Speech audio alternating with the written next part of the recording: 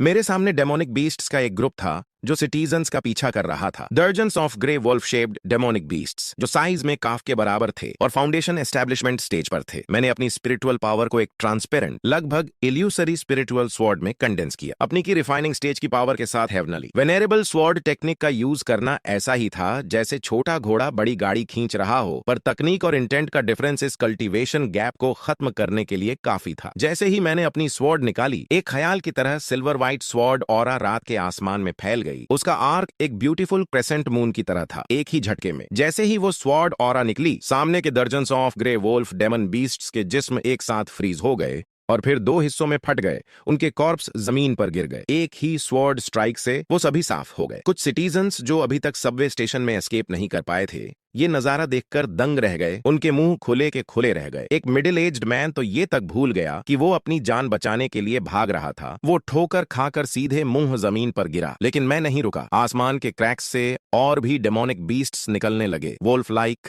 Snake like, eagle like और कई तरह के, पर सभी फाउंडेशन एस्टेब्लिशमेंट स्टेज पर थे। मैं उन पर एक पागल की तरह टूट पड़ा। हर एक डेमोनिक बीस्ट को मारने के साथ मैं उसकी स्पिरिट को डेवोर कर लेता था। उन स्पिरिट्स में जो स्पिरिचुअल एनर्जी थी वो मेरे डेंटियन में भरने लगी, उस बड़े कंटेनर को फील करने लगी और मेरा कल्टीवेशन लेवल तेजी से बढ़ने लगा। ये फीलिंग ऐसी थी जैसे सदियों से सूखे रेगिस्तान पर अचानक कोई तूफानी बारिश हो गई हो। मेरी मेरिडियंस का हर एक इंच ग्रीडी होकर उस स्पिरिचुअल एनर्जी को अब्सॉर्ब कर रहा था। मुझे नहीं पता मैंने कितनों को मारा, बस इतना जानता हूं कि जब वो रात खत्म हुई तो मेरा cultivation level foundation establishment stage के पीक पर आ चुका था। मेरे कपड़े डेमोनिक बीस्ट्स के खून से भीगे थे, साथ में मेरे खुद के वुंड्स का खून भी मिला था, पर मेरी आंखों में एक आग चमक रही थी। आंटिये, मेरा वेट करना, आप चाहे जहां भी हो, मैं आपको ढूंढ निकालूंगा। आने वाले वीक्स में मैंने लगभग एक क्रेजी स्पीड से मॉन्स्टर्स का शिकार किया। दिन में सिटी के आउटस्कर्ट्स पर घूमता और रात को सुनसान रुइंस में कल्टीवेट करता, जिससे मेरा कल्टीवेशन लेवल स्टीडीली बढ़ता गया। Early golden core stage, mid golden core stage, peak golden core stage, हर एक ब्रेक थ्रू बेहद स्मूथ था, जैसे किसी रास्ते पर पहले चले हों और अब दूसरी बार चल रहे हों। हर एक स्टेप कल्टीवेशन का बिल्कुल परफेक्ट था। तीसरी वीक के एंड तक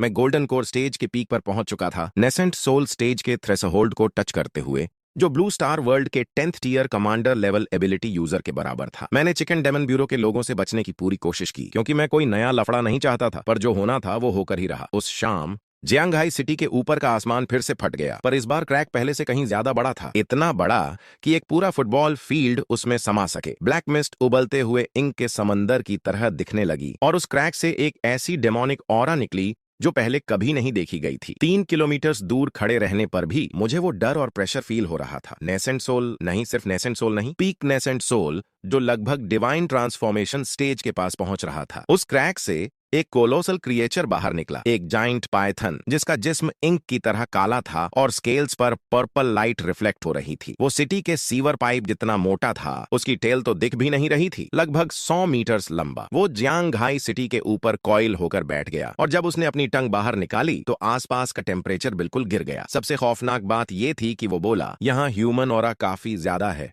बहुत अच्छा, वो इंसानी लैंग्वेज बोल रहा था, क्योंकि उसने स्पिरिचुअल एसेंस डेवलप कर लिया था। ये सच में एक ग्रेट डेमन था और उसके पीछे थोड़े लोअर लेवल के अनगिनत डेमोनिक बीस्ट्स आ रहे थे। चिकन डेमन ब्यूरो मोबिलाइज हो चुकी थी। ना सिर्फ गुमेंगयाओ की जियांगहाई सिटी ब्रांच, बल्कि ऊपर से एक कमांडर लेवल एबिलिटी यूजर भी आया था, लिन तियान। भले ही लिन तियान एक यंग मैन था, पर उसकी आंखें गहरी थीं, जो दिखाती थीं कि उसने काफी फाइट्स की हैं। उसके जिस्म से एक मेटालिक स्पिरिचुअल एनर्जी फ्लक्चुएशन निकल रही थी। उसकी एबिलिटी एक बड़ी फायर ब्लेड में बदल चुकी थी और वो स्पिरिचुअल प्रेशर भी रिलीज कर सकता था। कमांडर लेवल पीक, जो गोल्डन कोर पीक के बराबर है, लेकिन इस फेमस मॉन्स्टर के सामने वो बस मुश्किल से ही खुद को बचा पा रहा था। 10 मिनट्स से भी कम समय में लिन तियान को उस अंधे टेल से जोर का झटका लगा, जिसने उसे 3 बिल्डिंग्स के पार फेंक दिया और वो खून की उल्टी करते हुए रुका। वो खंडहर के बीच घुटनों के बल बैठ गया। उसका चेहरा बिल्कुल फीका पड़ चुका था। वो हैंडसम था, पर एक नेसेंट सोल डेमन के सामने वो पेपर की तरह कमजोर था। चिकन डेमन ब्यूरो के बाकी लोगों का हाल तो और भी बुरा था। इस बैटल में सैकड़ों सुपर ह्यूमंस मौके पर ही मारे गए। कुछ को तो जाइंट स्नेक ने 2 हिस्सों में काट दिया और अनगिनत लोग सीरियसली इंज्योर हो गए। हेडक्वार्टर्स से रीइंफोर्समेंट्स अभी तक क्यों नहीं आई? डैम इट, क्या वो हमें मरने के लिए भेज रहे हैं? मेडिकल सुपर ह्यूमंस कहाँ हैं? लिटिली अब और होल्ड नहीं कर सकती, एक ब्लॉन्ड यंग लड़के ने अपनी गोद में जख्मी लड़की को पकड़ते हुए चिल्लाकर कहा। वो दोनों जियांगहाई सिटी के चिकन डेमन ब्यूरो के एग्जीक्यूटिव्स थे और वो खून से लथपथ लड़की उसकी लवर थी। कैप्टन, पूरी मेडिकल टीम खत्म हो चुकी है। वो सिर्फ डर नहीं था, वो बिल्कुल डिस्पेयर थी। ये सिर्फ एक कमांडर लेवल पावर नहीं है, ये तो एक एम्पर लेवल पावर है। इस तरह की पावर के सामने हम सब बस अपनी जान गंवा रहे हैं। कैप्टन, क्या हमें पीछे हटना चाहिए? उस यंग लड़के ने अपने आंसू पोंछे, फिर एक रेजोल्यूट एक्सप्रेशन दिखाया। उसने कांपते हुए एक लाइटर निकाला और एक मॉस्किटो कॉइल जलाई। अपनी आंट को लेकर पीछे हटो, उन्हें प्रोटेक्ट करो। कैप्टन, क्या आप पागल हो गए हैं? कॉमरेड, बाकी टीम्स अभी भी बहादुरी से लड़ रही हैं। हमारे पीछे मिलियंस ओएनएफ जियांगहाई सिटीजन्स हैं, करोड़ों लोग हैं। अगर हम पीछे हट गए तो उनका क्या होगा? बाकी सब, मैं मरने से डरता हूं, पर मेरे साथ चलो। उन टीम मेंबर्स के चेहरे पर भी मौत के लिए तैयार होने के एक्सप्रेशंस थे। दूसरी तरफ गु मेंग्याओ को एक अंधे टेल से झोर का झटका लगा और वो 10 मीटर दूर एक उल्टी हुई बस से टकरा कर बेहोश हो गई। नरीमा वहां आराम से लेटी रही, उसकी टंग मजाक उड़ाते हुए हिल रही थी। उसके लिए ये ह्यूमंस बस चींटियों की तरह थे जिन्हें वो एक उंगली से कुचल सकती थी। बोरिंग। क्या इस दुनिया के ह्यूमंस सच में इतने कमजोर हैं? इन्हें मारने में कोई मजा नहीं है। लेकिन अगले ही मोमेंट उसने अंधेरे से एक आदमी को आते देखा जो धीरे धीरे उसकी तरफ बढ़ रहा था। उसके स्टेप्स बिल्कुल हार्मलेस थे। खंडहर का धुआं और धूल अभी तक गायब नहीं हुआ था और फायरलाइट ने मेरा प्रोफाइल रोशन कर दिया। नरीमा ने अपना सिर नीचे किया, उसकी टंग मेरे चेहरे पर हिल रही थी। वो मेरा कल्टीवेशन लेवल सेंस कर सकता था। पीक फाउंडेशन एस्टैब्लिशमेंट, जो उसकी आंखों में एक चींटी से ज्यादा कुछ नहीं था। फिर भी उसे अपनी सोल की गहराई में एक ठंडक फील हुई, जैसे उसके कॉन्शियसनेस में कुछ एच्ड हो, जिससे मेरे सामने खड़ा इंसान उसे थोड़ा फैमिलियर लगा। पर एक फाउंडेशन एस्टेब्लिशमेंट कल्टीवेटर उसके सालों के कल्टीवेशन के सामने कैसे टिक सकता था? एक और मौत को दावत देने आया है। मैं कुछ नहीं बोला। मेरे डांटियन में स्पिरिचुअल एनर्जी तेजी से सर्कुलेट हो रही थी, एक ऐसे कल्टीवेशन पाथ के मुताबिक जो मेरे करंट रियल्म से काफी ऊपर था। ये एक सीक्रेट टेक्निक है जिसे मैंने पिछली जिंदगी में बनाया था। येलो स्प्रिंग फिंगर, एक heavenly venerable level killing move. ये किलिंग मूव सोल की पावर को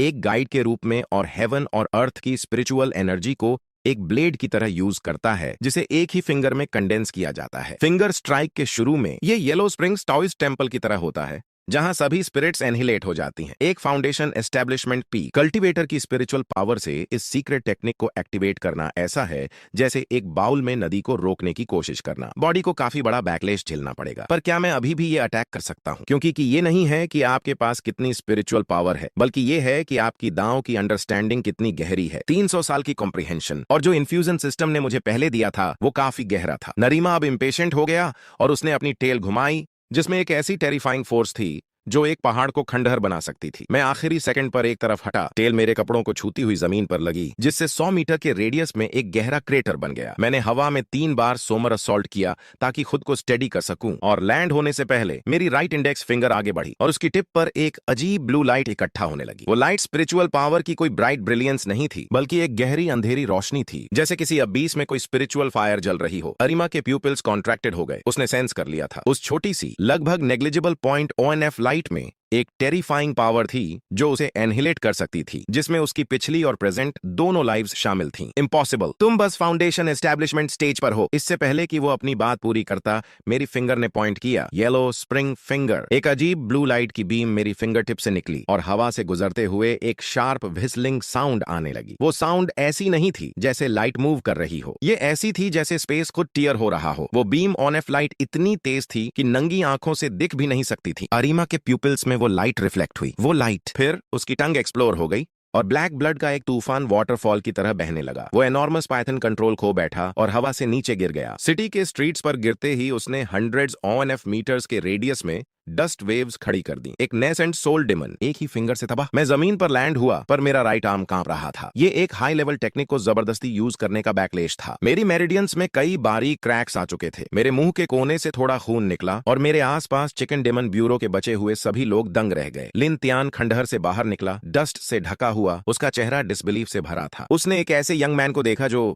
देखने में काफी कमजोर लग रहा था, पर उसने एक ही फिंगर से उस नेसेंट सोल डिमन को मार दिया जो आधे मिनट भी नहीं टिक सका। जियांगहाई सिटी में ऐसा इंसान कब आया? लेकिन इससे पहले कि वो अपने शौक से बाहर आते, आसमान फिर से फट गया। इस बार क्रैक पहले से कहीं बड़ा और गहरा था और उससे निकलने वाली ऑरा ने खून जमा कर रख दिया। अर्थ लेवल डेमोनिक एनर्जी, एक ह्यूमनॉइड सिल्यूएट उस क्रैक से बाहर निकली। हाँ, वो चलकर बाहर आया। ना तो ड्रिल किया, ना फ्लाई किया, ना सर्ज किया, बल्कि कामली और ग्रेसफुली बाहर आया, एक ऐसी एलिगेंस के साथ जो सभी लिविंग बीइंग्स को नीचे देखती थी। वो एक डिमन बीस्ट था जिसका जिस्म ह्यूमनॉइड था, चेहरा मेल था, फीचर्स इतने खूबसूरत थे कि अजीब लग रहे थे। स्किन जेड की तरह व्हाइट थी और वर्टिकल गोल्डन स्नेक आइज थी। उसने जेट ब्लैक आर्मर पहना था और उसकी पीठ पर डीप पर्पल स्केल से ढके जाइंट विंग्स फैले हुए थे जो लगभग आधे आसमान को कवर कर रहे थे। Earth level demon beast. Earth master body. मैं वहां खड़ा हो गया, आसमान से नीचे आने वाले टेरिफाइंग प्रेशर को फील करते हुए। इस लेवल का डिमन बीस्ट, ये बीस्ट जो पूरे प्लेनेट ब्लू स्टार पर गिनती के बाहर ही दिखा है, अब जियांगहाई के इस छोटे से शहर में आ गया था। लिन तियान का चेहरा अब सिर्फ फीका नहीं बल्कि डेथली पेल हो गया था। उसने अनगिनत बैटल्स देखी थी पर कभी अर्थ लेवल के किसी बीइंग का सामना नहीं किया था, क्योंकि ब्लू स्टार पर पूरे चाइना देश में सिर्फ एक ही अर्थ लेवल एबिलिटी यूजर है, और वो इंसान इस वक्त नॉर्दर्न रीजन में एक और अर्थ लेवल डेमोनिक बीस्ट के सामने डिफेंड कर रहा है।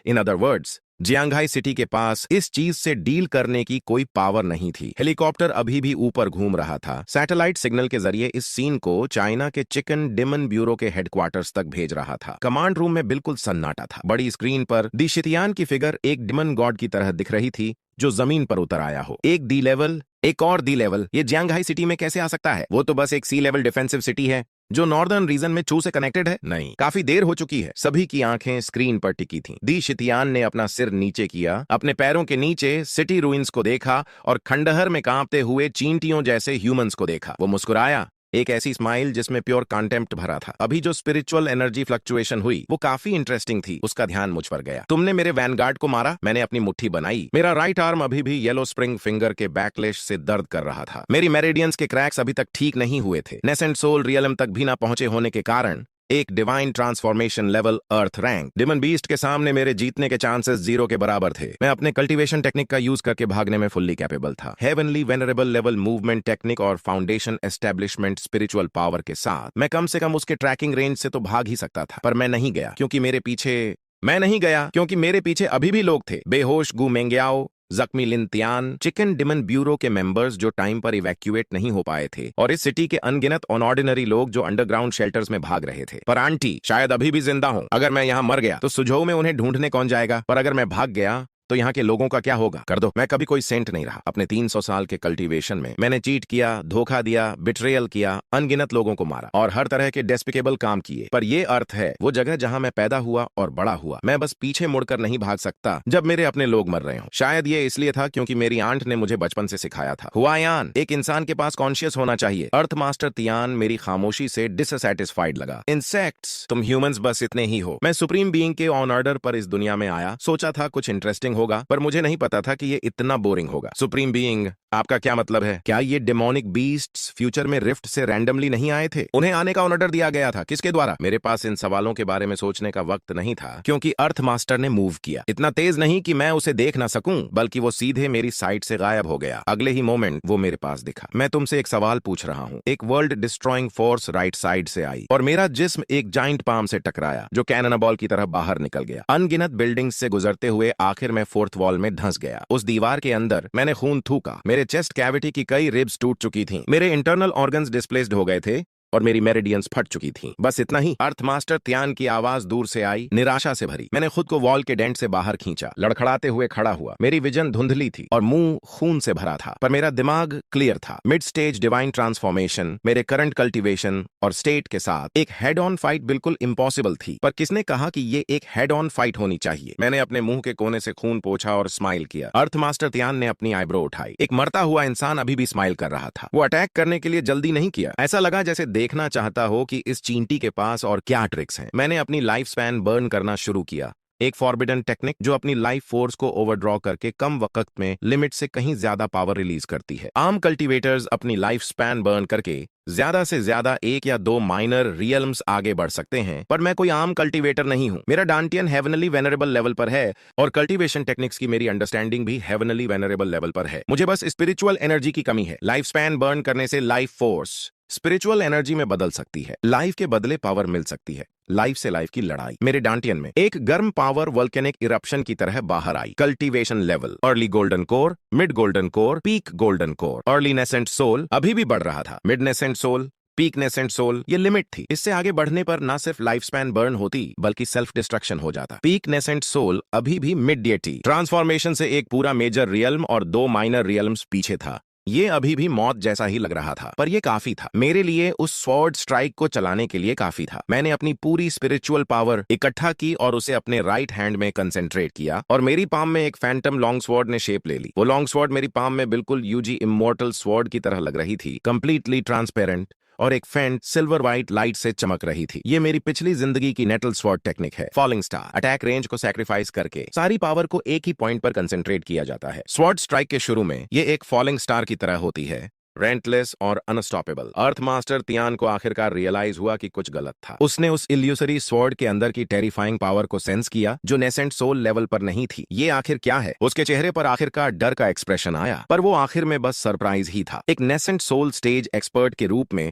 उसके पास कोई ट्रम्प कार्ड्स कैसे नहीं होते, पर जैसे ही मैं अपनी स्वॉर्ड चलाने वाला था, आसमान फट गया। पहले जैसी हल्की क्रैक्स नहीं, बल्कि पूरा आसमान ही टियर हो गया और पूरे प्लेनेट पर वक्त जैसे रुक गया। एक मिल्की वे जो पूरे आसमान में फैली थी, हेवेंस से बाहर आई। उसकी गोल्डन लाइट बेहद डैजलिंग थी, जैसे आसमान से कोई सिल्वर वाटरफॉल गिर रही हो। मैं उस मोमेंट की फीलिंग को कभी नहीं भूल सकता। उस मिल्की वे से आने वाला ओवरवेलमिंग प्रेशर इतना बड़ा कि मुझे डिस्पेयर से भर दिया, इतना टेरिफाइंग कि मेरी सोल कांप उठी। सभी वहां फंस गए थे और हिल भी नहीं पा रहे थे। लिन तियान घुटनों के बल गिर गया, खून थूकने लगा। गुमेंग्याओ जो अभी भी बेहोश थी, अनकंट्रोलेबली शुक होने लगी। आम लोग तो 100 किलोमीटर दूर ही बेहोश हो गए होते। यहां तक कि अर्थ मास्टर तियान, जो एक नेसेंट सोल लेवल अर्थ रैंक डिमन बीस्ट था, उसके चेहरे पर एक गहरा डर दिखा, क्योंकि वो जानता था कि ये किस लेवल की पावर थी। ये नेसेंट सोल नहीं थी, ना ही वॉइड रिफाइनमेंट थी। उसने इस ऑरा को पहचान लिया था, इस यूनिवर्स की हाईएस्ट लेवल ONF पावर। उस मिल्की वे में एक फिगर धीरे धीरे सामने आई। उसी इंस्टेंट पर चाइना हेडक्वार्टर्स पर हेलीकॉप्टर का सिग्नल कट हो गया, जैसे किसी इनविजिबल फोर्स ने उसे काट दिया हो। न सिर्फ चाइना,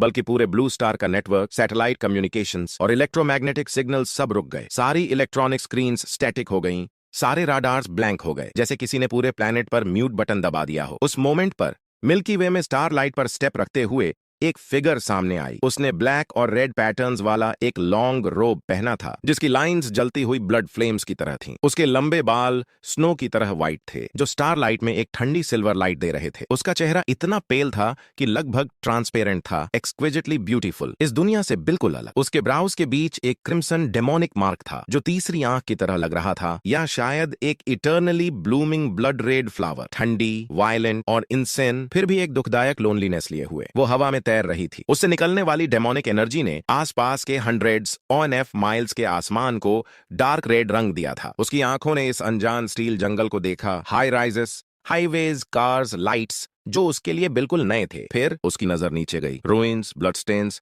अर्थ मास्टर्स हेवन, और आखिर में मुझे देखा, जो इस सब के बीच खून से लथपथ कोलैप्स होने की वर्ज पर खड़ा था। वक्त जैसे वहीं रुक गया। हम दोनों ने एक दूसरे को देखा, हजारों मीटर्स की दूरी से, दो अलग वर्ल्ड्स के टाइम और स्पेस से दूर। उसकी आंखों में बेविल्डरमेंट, सरप्राइज और एक ऐसी कॉम्प्लेक्स फीलिंग थी जिसे डिस्क्राइब नहीं किया जा सकता। मैंने वही फीलिंग उसमें देखी थी जब मैं 300 साल पहले उससे पहली बार मिला था। जब मैंने उसे 5 साल की उम्र में झोपड़ी से उठाया था, उसने मुझे पहली बार बिल्कुल इसी लुक से देखा था, जैसे उसने डिस्पेयर के अंधेरे में अचानक रोशनी की कोई किरण देख ली हो। इस डिस्ट्रक्टिव प्रेशर के अंडर दी शितियान मुश्किल से खड़ा हो पा रहा था। उसके पैर कांप रहे थे और उसकी आंखें डर से भरी थीं। ये डर, जो उसकी सोल की गहराई से पैदा हुआ था, एक ऐसी चीज थी जिसे वो अपने कल्टीवेशन और स्ट्रेंथ से रेसिस्ट नहीं कर सकता था, क्योंकि वो दोनों एक लेवल पर नहीं थे। वो बोलना चाहता था, मर्सी मांगना चाहता था, थ्रेटन करना चाहता था, भागना चाहता था, कुछ भी, पर वो अपना मुंह तक नहीं खोल सका। लुओ लिंगशुआंग ने उसकी तरफ देखा तक नहीं। उसकी नजर जिस मोमेंट उसने मुझे देखा था, मुझसे कभी नहीं हटी थी। फिर मिल्की वे से स्वॉर्ड लाइट की एक हल्की किरण निकली, बस एक हल्की किरण, जैसे इंक का एक सबसे हल्का स्ट्रोक। उस स्वॉर्ड लाइट ने स्पेस को चीर दिया, अर्थ मास्टर तियान के डोमेन, प्रोटेक्टिव डेमोनिक एनर्जी और फिजिकल डिफेंसेस को चीरते हुए सब कुछ पार कर दिया। अर्थ मास्टर तियान का जिस्म स्टिफ हो गया, फिर एक टूटे हुए मिरर की तरह श्रिंक हो गया, पीछे डस्ट का एक कण तक नहीं छोड़ा। उस नेसेंट सोल लेवल अर्थ रैंक डिमन बीस्ट को इस मिस्टीरियस वुमन ने एक बार देखा तक नहीं, उसे एक चींटी की तरह कुचलकर तबाह कर दिया। बचे हुए सर्वाइवर्स में से किसी की बोलने की हिम्मत नहीं हुई। ऐसा नहीं था कि वो बोलना नहीं चाहते थे, बल्कि वो बोल ही नहीं सकते थे। उस हेवनली वेनरेबल लेवल प्रेशर से दबकर सांस लेना भी एक लग्जरी बन गया था। लीन तियान जमीन पर पड़ा था, उसकी हड्डियां मूर्छा रही थीं। उसे लग रहा था कि वो बिल्कुल मीट पैटी में बदल जाएगा। उसने डेस्परेटली अपना सिर उठाया, अपनी ब्लडशॉट आईज से आसमान में उस फिगर को देखने की कोशिश की। ये आखिर किस तरह का मॉन्स्टर था? ये अब अर्थ लेवल नहीं था, इसने उसके जाने वाले सारे लेवल क्लासिफिकेशंस को पार कर दिया था। और लुओ लिंगशुआंग आखिरकार आगे बढ़ी। वो आसमान से नीचे उतरी और मुझे उसकी स्मेल आई, वही ठंडी प्लम सेंटेड फ्रेग्रेंस। 300 साल बीत चुके थे पर वो बिल्कुल नहीं बदली थी। मैं खंडहर में हेल्पलेसली कोलैप्स हो गया, खून से लथपथ। उसकी हालत देखकर एक वीक स्माइल दी। लिंग शुआंग वो नीचे बैठी, वो dignified demonic path supreme heavenly venerable realm female demon lord खंडहर और मिट्टी के बीच मेरे सामने घुटनों के बल बैठ गई। उसने फ्रेंटिकली मेरे बॉडी में स्पिरिचुअल पावर डालना शुरू किया। उसके हाथ कांप रहे थे, उसके टीयर्स उसके पेल कोल्ड फेस से नीचे गिर रहे थे। एक ऐसा चेहरा जिसने 300 साल तक किसी के सामने कमजोरी नहीं दिखाई थी। एक ड्रॉप, 2 ड्रॉप्स, फिर अनगिनत ड्रॉप्स, जैसे कोई रोना जो काफी वक्त से दबाया गया हो, आखिर में इस मोमेंट पर फट पड़ा हो। तुम्हें पता है मैं कब से तुम्हें ढूंढ रही हूँ। वक्त वापस लोयुन कॉन्टिनेंट पर जाता है, उस मोमेंट पर जब मेरी रेमनेंट सोल गायब हुई थी और मेरी सोल को सिस्टम ने वापस ब्लू स्टार भेज दिया था। वो कोल्ड क्लाउड पीक पर एक दिन और एक रात रोती रही, जब तक उसके आंसू सूख नहीं गए, उसकी आवाज भारी नहीं हो गई और उसे लगा जैसे उसकी सारी एनर्जी खत्म हो गई हो। वो सच जो उसने एल्डर की मेमोरीज में देखा था और the immortal sword on FU में वो कमजोर माफी 2 चाकुओं की तरह एक के बाद एक उसके दिल में चुभे थे। 300 साल की नफरत, 300 साल का गुस्सा, सब एक सेकंड में ढह गया। उसके बदले एक ऐसी फीलिंग आई जो नफरत से 10,000 गुना ज्यादा दर्दनाक थी। उसने उसे अपने ही हाथों से मार दिया था, सब कुछ ढह गया। उसके बदले एक ऐसी फीलिंग आई जो नफरत से 10,000 गुना ज्यादा दर्दनाक थी। उसने उस इंसान को मार दिया था जो हमेशा उसे प्रोटेक्ट करता था, वो सीनियर ब्रदर जो उसे दलदल से बाहर लाया था और 300 साल तक अंधेरे में उसकी हिफाजत करता रहा। लिंग शुआंग, सॉरी मत बोलो। लिंग शुआंग को अपना सीनियर ब्रदर चाहिए, पर उसका सीनियर ब्रदर जा चुका है। वो जेंटल वॉइस, वो हाथ जो हमेशा उसके बालों को बिगाड़ता था, वो इंसान जो उसे ठंड में गले लगाकर कहता था डरो मत, वो गायब हो चुका था, बिल्कुल एक धुएं के तिनके की तरह। उसने उसके पीछे जाने का सोचा, हैन शेंग स्वॉर्ड को पकड़ा, उसे अपनी नेक पर रखा, बस एक जेंटल स्लैश और सब खत्म हो जाता और वो अपने सीनियर ब्रदर को ढूंढने चली जाती। पर उसी मोमेंट उसके दिमाग में एक आवाज गूंजी, एक पुरानी गहरी आवाज, जैसे उसने अनंत सालों को पार किया हो। वो मरी नहीं। लुओ लिंग शुआंग का हाथ कांपा और वो लगभग अपनी स्वॉर्ड गिरा चुकी थी। वो बस एक ऐसी दुनिया में गई है जिसे उसने कभी नहीं देखा। क्या तुम उसे ढूंढना चाहती हो? हाँ बिल्कुल, चाहे दुनिया का अंत हो, चाहे स्टार्स की दूरी हो, मैं उसे ढूंढ निकालूंगी, चाहे इसके लिए मेरी जान ही क्यों ना चली जाए। तो उसने एक पागल डिसीजन लिया। उसने डिमन रियल्म छोड़ दिया, उस एम्पायर को छोड़ दिया जिसे उसने अपने हाथों से बनाया था, उन अनगिनत डेमोनिक कल्टीवेटर्स को छोड़ दिया जो उसे फॉलो करते थे, और लोयुन कॉन्टिनेंट पर जो सुप्रीम पावर थी उसने सब छोड़ दिया। एक बार जब उसने चेन हुआयान को ढूंढने का सोचा तो अपनी हेवनली वेनरेबल रियल्म कल्टीवेशन के साथ उसने लोयुन कॉन्टिनेंट के अनसीन वर्ल्ड बैरियर को टियर किया और वास्ट स्टार सी में स्टेप रखा। पर स्टार सी अनंत थी और अनसीन वर्ल्ड्स गंगा की रेत की तरह अनगिनत थे, इम्यूजरेबल। वो उसे कैसे ढूंढती? कोई डायरेक्शन नहीं थी, कोई क्लूज नहीं थे, बस उस आवाज के जरिए एक हल्का गाइडेंस बचा था। कॉज एंड इफेक्ट के थ्रेड को फॉलो करो। कॉज एंड इफेक्ट का थ्रेड, उसके और चेन हुआयान के बीच का 300 साल का बॉन्ड। उसने एक बहुत ही कमजोर कॉज एंड इफेक्ट का थ्रेड महसूस किया जो अनसीन वर्ल्ड को पार करता था। सेलेस्टियल वेनरेबल रियल्म पर वो मुश्किल से उस थ्रेड की डायरेक्शन सेंस कर पा रही थी, तो वो उसके पीछे चली, एक के बाद एक अनजान सफर पर। हर एक जर्नी जो स्टार सी से गुजरती थी वहां एक टेरिफाइंग स्पेशल टेम्पोरल टर्बुलेंस था। वो पावर बड़े बड़े कल्टीवेटर्स के फिजिकल बॉडीज और प्रिमोर्डियल स्पिरिट्स को टियर कर सकती थी, यहां तक कि वो खुद सेलेस्टियल वेनरेबल रियल्म पर होकर भी उससे बच नहीं सकती थी। अपने पहले सफर में उसका राइट आर्म उस स्पेशल टेम्पोरल टर्बुलेंस से टियर हो गया और उसका खून वॉइड में रेड मिस्ट बन गया। उसने अपने दांतों तले उंगली दबाई, अपने टूटे हुए आर्म को फिर से जोड़ा और रास्ते पर चलती रही। अपने दूसरे ट्रांसमाइग्रेशन में वो गलती से एक डेसोलेट अनचार्टेड वर्ल्ड में चली गई। उस वर्ल्ड के हेवेन के विल ने उसे एक इंट्रूडर समझा और उसे एक डेवास्टेटिंग रिजेक्शन झेलना पड़ा। एक हेवनली ट्रिब्यूलेशन नीचे आई जिसने 9 हेवनली लाइटनिंग पनिशमेंट्स दी। उसने उसे एंड्योर किया, पर उसकी कीमत ये थी कि उसकी 1/3 मेरिडियंस टूट गई थी। तीसरी बार, चौथी बार, 5वीं बार, अनगिनत बार, हर एक ट्रांसमाइग्रेशन उसकी लाइफ के साथ एक गैम्बल था। क्योटिक स्टार सी नाम के एक अनचार्टेड वर्ल्ड में उसका सामना 3 एंशिएंट पावर हाउसेस से हुआ जो हेवनली वेनरेबल लेवल पर थे। उस अनचार्टेड वर्ल्ड के रूल्स काफी क्रूअल थे, जंगल का कानून चलता था। वो अकेले 3 सेलेस्टियल वेनरेबल्स से लड़ी और ये बैटल 7 दिन और 7 रात तक चली। वो जीती पर लगभग आधी मरी हो चुकी थी। उसके डेमोनिक रून्स टूट गए थे, उसके व्हाइट बाल खून से लाल हो गए थे और उसका मैग्निफिसेंट डिमन वेनरेबल बैटल रोब टैटर्ड हो चुका था। वो कैओटिक स्टार सी के वॉइड में तैर रही थी। उसका जिस्म जख्मों से भरा था, उसकी कॉन्शियसनेस धुंधली थी, पर वो नहीं रुकी क्योंकि कॉज एंड इफेक्ट का थ्रेड अभी भी वहां था। उसे एक ही डायरेक्शन में धीरे धीरे खींच रहा था, एक ऐसी डायरेक्शन जो और दूर होती जा रही थी। वो चलती रही, वो चलती रही, एक के बाद एक अनजान रास्ते पर। स्पेस टाइम टर्बुलेंस में वक्त डिस्टॉर्ट हो जाता है। जो अर्थ पर बस कुछ दिन थे, उसके लिए वो 1000 साल के बराबर थे। वो स्टारी सी और अनजान रास्ते पर अकेले 1000 साल तक चलती रही। उस 1000 साल में उसका कल्टीवेशन अनगिनत लाइफ ऑनर डेथ बैटल्स के जरिए हेवनली वेनरेबल रियलम की लिमिट तक पहुंच गया। उस 1000 साल में उसका लुक बिल्कुल नहीं बदला, पर उसकी आंखों की रोशनी बदल गई। वो अब नफरत नहीं थी, मैडनेस नहीं थी, बल्कि एक ऑब्सेसिव डिवोशन थी। उसे ढूंढना है, मुझे उसे ढूंढना ही होगा, चाहे जो भी कॉस्ट हो। पहले 1000 साल के एक दिन कॉज एंड इफेक्ट का थ्रेड अचानक और स्ट्रांग हो गया, इतना स्ट्रांग कि उसकी पूरी सोल कांप उठी। उसने अनसीन पाल्म के आखिरी बैरियर को टियर किया और एक ब्लू प्लैनेट देखा। जहान से एक ऐसी फैमिलियर ऑरा आई जिसे फील करके उसका रोने का दिल किया। फिर उसने मुझे देखा, उस खंडहर में, खून से सने, मौत के करीब, एक nascent soul realm demon beast के सामने। मैं चाहता तो किसी भी मोमेंट भाग सकता था, पर मैं वहां एक पागल की तरह खड़ा था, मौत तक लड़ने के लिए तैयार, बिल्कुल पहले की तरह, हमेशा की तरह, हमेशा खुद को मौत के दलदल में धकेलते हुए। उस मोमेंट पर जो आंसू उसने 1000 साल से रोक रखे थे, वो आखिरकार बह निकले। सीनियर ब्रदर, आपने लिंग शुआंग से क्यों झूठ बोला? प्लीज लिंग शुआंग को छोड़कर मत जाओ। मैं उसे आंसर नहीं देना चाहता था, पर मैं बोल नहीं सका। मेरी बॉडी अब और होल्ड नहीं कर सकती। दीशितियान के उस अटैक ने मेरे मोस्टली इंटरनल ऑर्गन्स को शैटर कर दिया था, और अपनी लाइफ स्पैन बर्न करने के बैकलेश के साथ मैं अब एक ऐसे दिए की तरह था जो बुझने वाला था। आखिरी चीज जो उसके सामने आई, वो उसकी लाल और सूजी हुई आंखें थीं और उसके ब्राउज के बीच का crimson demonic mark. Live broadcast signal के रिस्टोर होने के बाद सभी को बस इतना पता चला कि उस अर्थ लेवल डेमोनिक बीस्ट को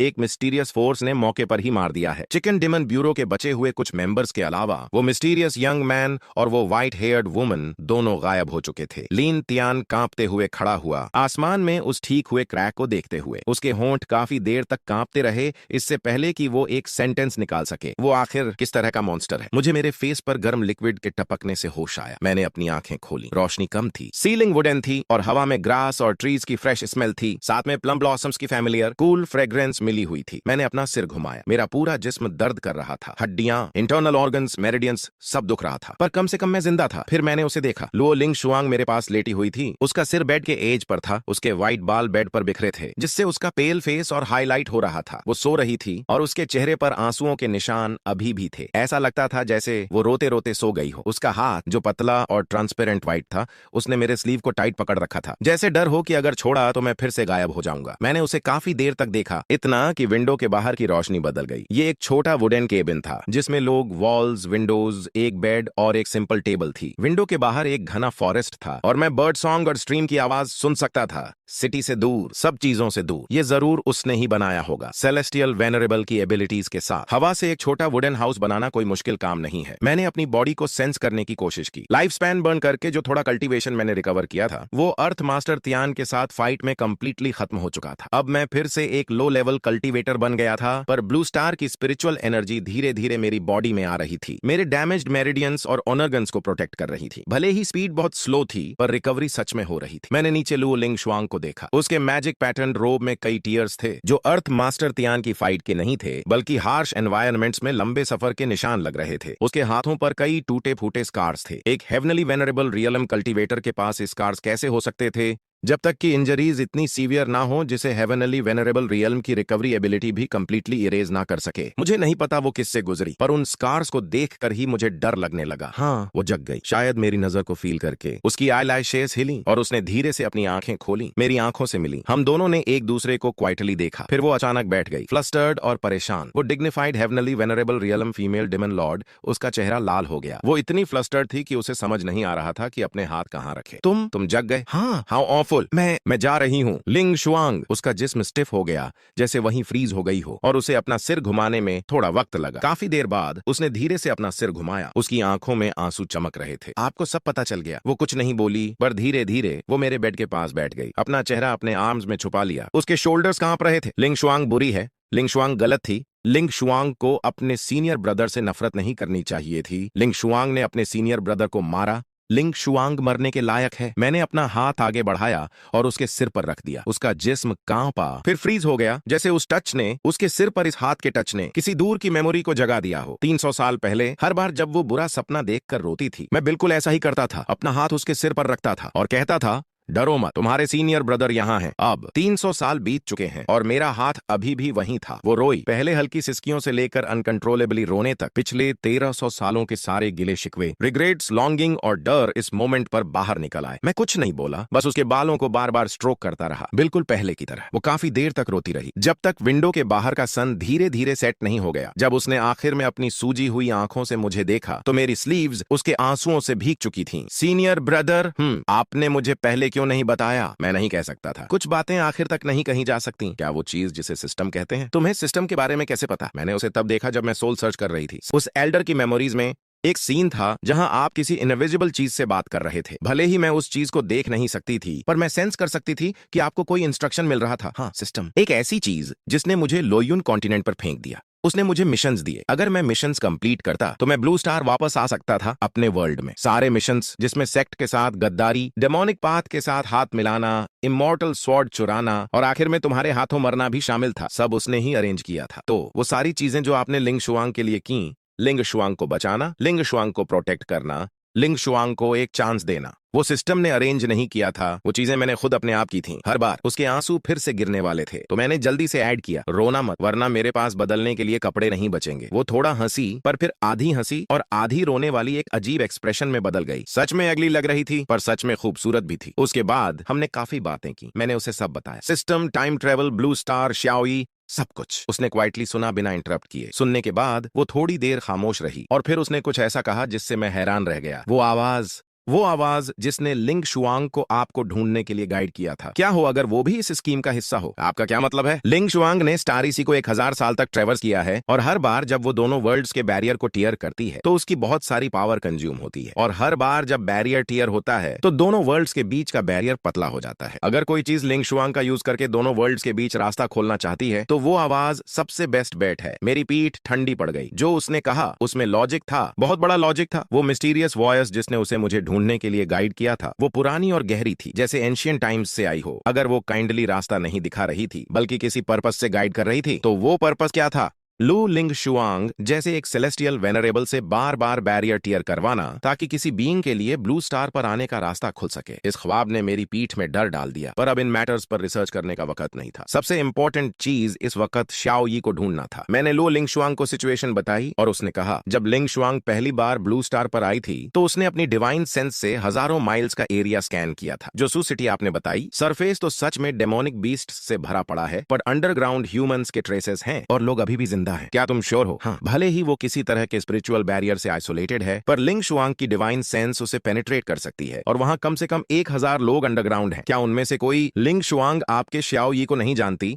और बता नहीं सकती? पर चूंकि लोग जिंदा हैं तो उम्मीद है। उम्मीद। उस मोमेंट पर वो दो शब्द किसी अमृत से भी ज्यादा इफेक्टिव थे। आने वाले कुछ महीनों तक मैंने उस छोटे वुडन हाउस में रेस्ट किया और कल्टीवेट किया। लुओ लिंग शुआंग के कल्टीवेशन को ब्लू स्टार के हेवनली दाव ने रिफाइनिंग वॉइड रियल्म तक सप्रेस कर दिया था। उसने अपनी डिवाइन सेंस से 100 माइल्स के रेडियस को शील्ड किया, जिससे कोई भी लिविंग बीइंग अंदर नहीं आ सकता था। ये डिमन रियलम एम्प्रेस, जो सभी डिमंस पर राज करती थी और मौत के घाट उतारने में माहिर थी, अब अपने मॉर्टल हस्बैंड की केयर करने वाली एक प्यारी वाइफ बन चुकी थी। चूंकि मैं अब लगभग एक मॉर्टल की तरह था, वो हर रोज मेरे लिए अलग अलग डिशेस बनाती थी। भले ही उसे कुक करना बिल्कुल नहीं आता था और जो वो बनाती थी वो बेसिकली एक क्यूलिनरी डिजास्टर था, पर वो मुझे बुरा कहने की परमिशन नहीं देती थी। उसने मेरे ड्रेसेस बदलने में हेल्प की, भले ही वो अपनी स्ट्रेंथ को ठीक से कंट्रोल नहीं कर पा रही थी और गलती से गॉज को इतना टाइट कर देती थी कि मेरा मुंह बन जाता था। वो मेरे कल्टीवेट करते वक्त मेरे साथ रहती थी। भले ही वो कुछ नहीं कर सकती थी, पर वो बस साथ रहना चाहती थी। पूरे दिन मेरे पास बैठी रहती थी। कभी कभी मैं उसे चोरी छिपे देखता था और जब मैं नहीं देख रहा होता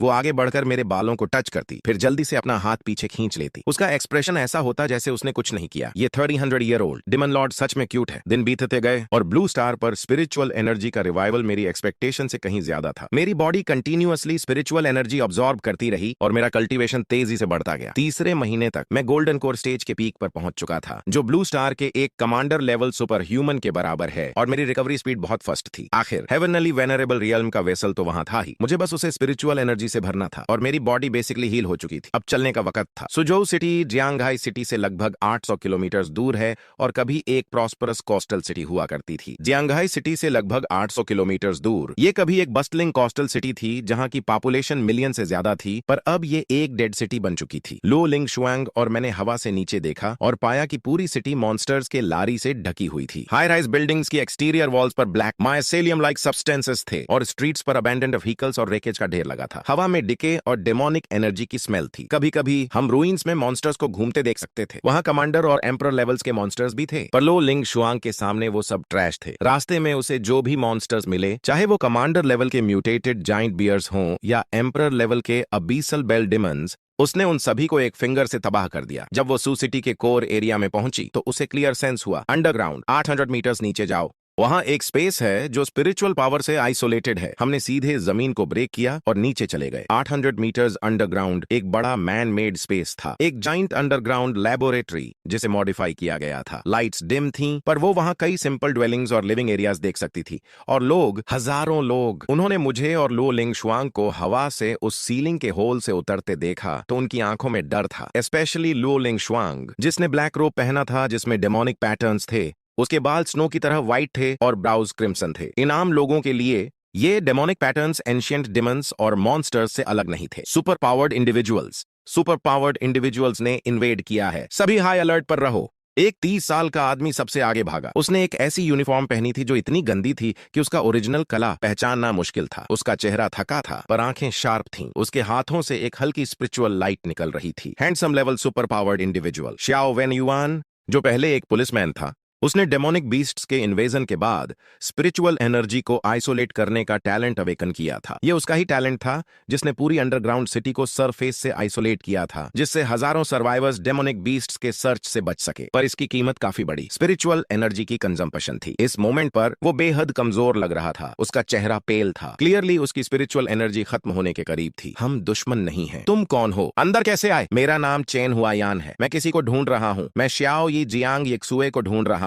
हो सकता है वो आपके बीच हो। श्याओ वैन युआन एक मोमेंट के लिए हैरान रह गया। जियांग येक्सुए, क्या आप उस सिस्टर की बात कर रहे हैं जो हमेशा अपने मिसिंग नेफ्यू के बारे में पूछती रहती है? मेरा दिल एक मोमेंट के लिए रुक गया। हाँ, वो यहाँ है। श्याओई जिंदा है। मुझे उससे मिलने ले चलो। वेट अ मिनट, तुमने मेरे स्पिरिचुअल एनर्जी बैरियर को कैसे पार किया? श्याओ वैन युआन की आंखें लो लिंगशुआंग पर टिकी थीं। भले ही उसने अपना डिस्गाइज किया था और कल्टीवेशन को नेसेंट सोल रियल्म तक सप्रेस किया था, जो एक रॉयल लेवल एबिलिटी यूजर के बराबर है, पर श्याओ वेन युआन को फिर भी एक indescribable sense of oppression feel हो रही थी। उसका इंटुएशन कह रहा था कि ये वुमन कोई आम इंसान नहीं है, रॉयल लेवल बीइंग से कहीं ऊपर है, क्योंकि वो काफी स्ट्रांग थी। मैंने सिंपली जवाब दिया। श्याओ वेन युआन कुछ सेकंड्स के लिए साइलेंट रहा, पर आखिर में उसने कोई सवाल नहीं पूछा। वो हमें अंडरग्राउंड सिटी के पैसेजेस से लेकर गया। मोड़ते तोड़ते आखिर में हम एक कॉर्नर के छोटे रूम के दरवाजे पर पहुंचे। ये यही है। मैंने एक गहरी सांस ली और दरवाजा धकेला। रूम छोटा था, जिसमें बस एक सिंपल बेड और एक चेयर थी, और बेड पर एक वुमन बैठी थी। वो काफी पतली हो चुकी थी, बहुत पतली, पर मैं उन आंखों को पहचान सकता था। हर सुबह जब वो मुझे जगाती थी, हर रात जब वो मुझे सुलाती थी,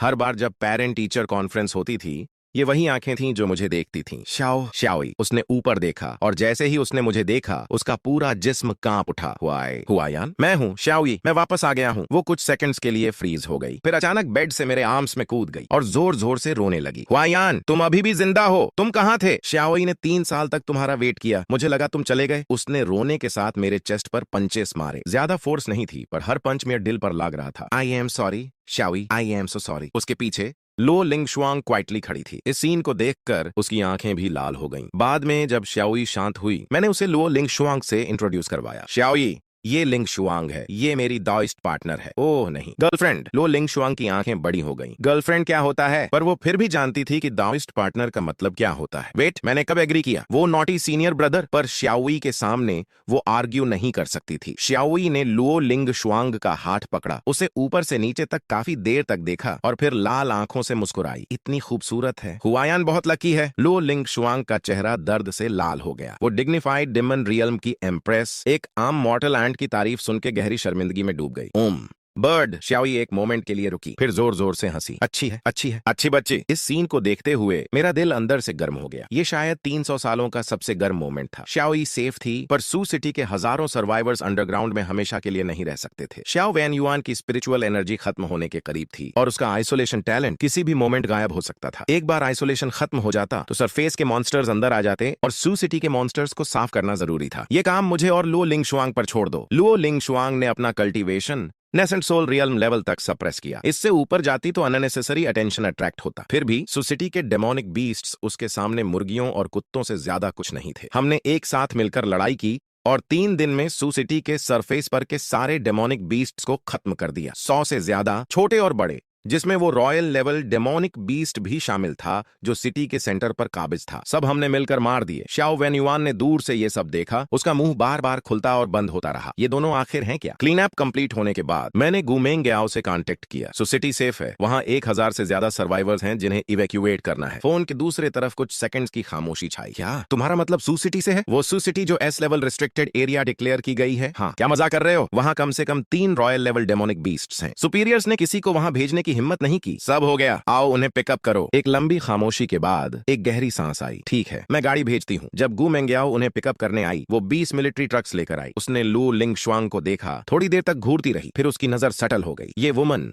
अपने व्हाइट बालों और डेमोनिक मार्किंग्स के साथ एक सफोकेटिंग ऑरा दे रही थी जो परफेक्टली लिंतियान के उस मिस्टीरियस वुमन के डिस्क्रिप्शन से मैच करती थी जो उस दिन जियांगहाई सिटी के ऊपर दिखी थी। गु मेंग्याओ ने कुछ नहीं कहा, पर मेरे बारे में उसकी नजर क्यूरियोसिटी से स्क्रूटनी में बदल गई। ये आदमी और ये वुमन आखिर हैं कौन? मैंने उसे बताया कि हमारी एग्जिस्टेंस को सीक्रेट रखे और वो मान गई। हजारों सर्वाइवर्स सेफली जियांगहाई सिटी में ट्रांसफर हो गए। मैंने जियांगहाई सिटी में एक अपार्टमेंट रेंट किया और श्याओई को वहां सेटल किया। पहले दिन जब श्याओई अपने नए अपार्टमेंट में आई, उसने मुझे और लू लिंगशुआंग को बिठा लिया और हमें एक लंबी लिस्ट दी। ध्यान रखो, हमेशा लड़ाई में मत कूदो, ठीक से खाओ और रात को लेट मत जागो। फिर उसने मुझे और लुओ लिंगशुआंग को देखा। हुआयान, ये लड़की सच में तुमसे बहुत प्यार करती है। इसे मत ठुकराओ, जल्दी से काम पूरा करो। कौन सा इंपॉर्टेंट काम? और क्या हो सकता है? शादी। मैं लगभग अपना पानी उगल देता। लुओ लिंगशुआंग तो और भी ज्यादा एग्जैजरेटेड थी। अचानक खड़ी हो गई। उसका चेहरा उसके गले की जड़ों तक लाल हो गया। मैं वो काफी देर तक हकलाती रही। एक कंप्लीट सेंटेंस नहीं निकाल पाई। ये 300 ईयर ओल्ड डिमन लॉर्ड एक मॉर्टल एंट के शादी के प्रेशर से बेचैन हो गए। मैं अपनी हंसी रोक रहा था, जोर से हंसने की हिम्मत नहीं कर पा रहा था। उसके बाद के दिनों में लुओ लिंगशुआंग और मैं जियांगहाई सिटी में सेटल हो गए। उसने मोबाइल फोन यूज करना सीखा, भले ही वो हमेशा वीचैट को कैमरा से कंफ्यूज कर लेती थी। उसने वॉशिंग मशीन यूज करना सीखा। पहली बार जब उसने उसे यूज किया, उसने पूरी बॉटल लॉन्ड्री डिटर्जेंट डाल दी और फोम बाहर निकल आया। आधा बालकनी भर गया। उसने टीवी देखना भी सीखा और उसका फेवरेट शो एनिमल वर्ल्ड था, क्योंकि छोटे मॉन्स्टर्स इतने स्टूपिड लगते थे। कभी कभी वो रात को मेरे पास आती और जब उसे लगता था कि मैं सो गया हूँ, वो धीरे से मेरे गाल पर एक किस रख देती, फिर जल्दी से पीछे हट जाती जैसे कुछ हुआ ही नहीं हो। पर उसे नहीं पता था कि मैं हमेशा जाग रहा होता था। 1300 साल की लॉन्गिंग के बाद भी वो अभी भी इतनी केयरफुल थी, जैसे डर हो कि कोई कीमती चीज छूट ना जाए। सुकून के दिन ज्यादा नहीं चले। स्पिरिचुअल एनर्जी रिवाइवल तेज हो रही थी। पूरी अर्थ पर स्पिरिचुअल वेंस जैसे स्विच ऑन हो गई हों। वाइल्डली स्पिरिचुअल एनर्जी उगल रही थी। अजीब फेनोमेना बार बार हो रहे थे। कलरफुल क्लाउड्स ने सन को ढक लिया। स्पिरिचुअल स्प्रिंग्स बाहर निकल आए और जमीन की नदियां फट गईं। सिर्फ एंशिएंट टाइम्स में नजर आने वाले सीन्स एक के बाद एक सामने आने लगे। हजारों सालों से सेक्लूजन में बैठे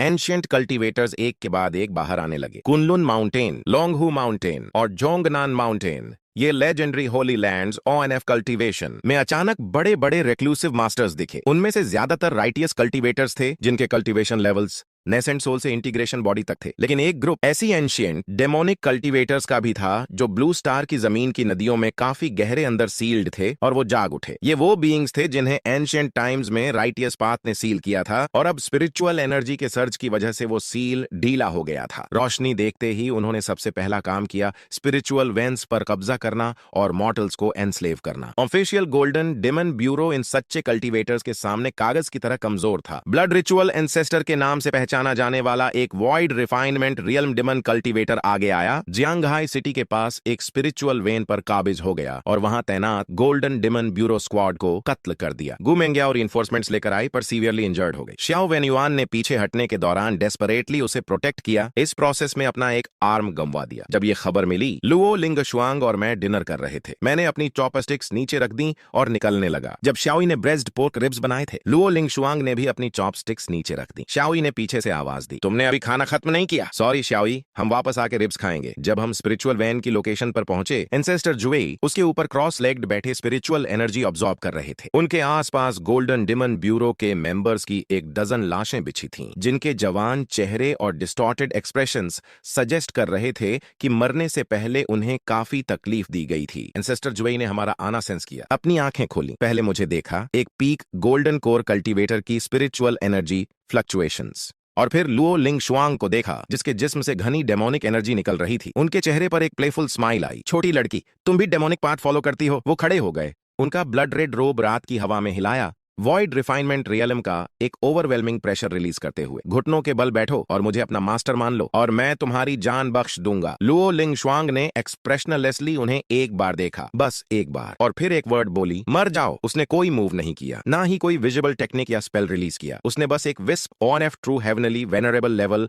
डिमन लॉर्ड प्रेशर रिलीज की। ब्लड रिचुअल एंसेस्टर के चेहरे पर जो स्माइल थी वो फ्रोजन हो गई। वो स्माइल उनके चेहरे पर फ्रीज हो गई। उनका जिस्म अनकंट्रोलेबली कांपने लगा और वो एक थड़ के साथ नीचे बैठ गया। उनका दांव हार्ट सीधा इस प्रेशर के सामने टूट गया। एक वॉइड रिफाइनिंग रियल्म कल्टीवेटर को एक हेवनली वेनरेबल रियल्म कल्टीवेटर की तरफ नजर उठाने का भी हक नहीं था। तुम एक्चुअली कौन हो? वो एक कंप्लीट सेंटेंस भी नहीं बोल सके। लुओ लिंगशुआंग ने ब्लड एंसेस्टर के जिस्म पर एक फिंगर पॉइंट की और उनका प्रिमोडियल स्पिरिट छोटे पिंक पार्टिकल्स में बदल गया, रात की हवा में बिखर गया, साफ और तेज, कोई निशान तक नहीं छोड़ा। मैंने ये सीन साइड से देखा। एक्सपेक्टेड डिमन लॉर्ड ही हैं, मेरी छोटी जूनियर सिस्टर, पर लुओ लिंगशुआंग ने मुंह बनाया। इस टाइटल से अपेरेंटली डिससेटिस्फाइड थी। ओह हाँ हाँ, तुम सच में मेरी वाइफ हो। उसने मुझे जोर से पिंच किया और फिर प्राउडली मेरा हाथ पकड़ लिया। इस बैटल के बाद लुओ लिंगशुआंग और मैंने उस मौके का फायदा उठाया और ब्लड सेरेमनी एंसेस्टर की बाकी फोर्सेस को खत्म कर दिया। जो एंशिएंट डेमोनिक कल्टीवेटर्स उसके साथ जागे थे, उन्हें या तो डिस्ट्रॉय कर दिया या वो घुटनों के बल सरेंडर हो गए। डेमोनिक बीस्ट्स का शिकार करते करते और स्पिरिचुअल वेन्स से स्पिरिचुअल एनर्जी अब्सॉर्ब करते करते मेरा cultivation level nascent soul stage के पीक पर पहुंच गया। गु मेंग्याओ और श्याओ वेन्युआन ने पूरी क्लीन अप को विटनेस किया। लुओ लिंगशुआंग ने कैजुअली श्याओ वेन्युआन का टूटा हुआ आर्म फिर से लगा दिया। उसने लुयुन कॉन्टिनेंट में कॉमनली यूज होने वाली एक बोन सेटिंग टेक्निक यूज की, जिससे श्याओ वेन्युआन डम्बफाउंडेड हो गया। गु मेंग्याओ ने आखिरकार अपना सवाल पूछा जो वो रोक नहीं पाई, तुम लोग एक्चुअली कौन हो? मैंने लुओ लिंगशुआंग को देखा